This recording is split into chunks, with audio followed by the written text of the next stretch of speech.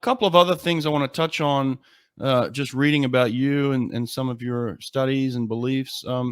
You talked about developing a sixth sense. What does that mean? You really dig me up.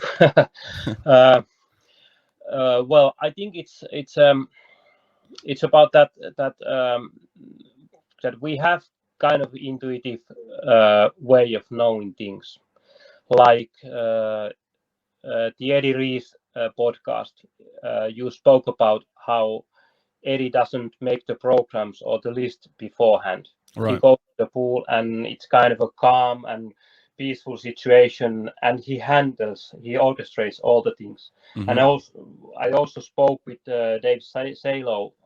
We went to eat at the Europeans a couple of years ago and asked him how he makes the programs. And he said that when he comes to the pool, he has some drink, Coca-Cola or something like that. He comes to the pool and he sees the swimmers, and he sees the morning, and he sees the sun coming up, and he hears the water, and he just starts to get ideas. Mm-hmm. And when the swimmers jump into the pool, and he picks up the pen and goes to the whiteboard and starts writing, immediately those ideas come to life, and then he starts to write the sets. So I think the sixth sense is something that we all have with our athletes, and it's something, if we are too analytical and we are doing too much work analyzing and reasoning, why should we do this and that takes us away from that sixth sense kind of sensing our swimmers. Like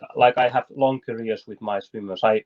I've spent 16 years with my first Olympian swimmer, 16 years with Ari-Pekka now, 11 years with Mimosa, Fanny year and a half, so I don't really know her yet.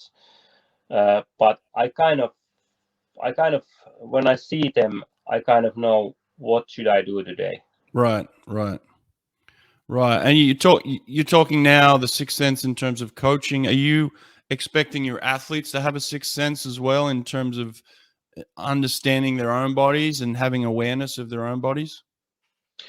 I think that that there is that aspect too. Like we had this Olympian swimmer back in '96 who quit after the Atlanta Olympics, and I gave him a ride back home from Helsinki, like perhaps 10 years ago, and I asked her why did she quit, and she said that she lost the relationship with the water. She didn't feel the water the way she felt before the Olympics.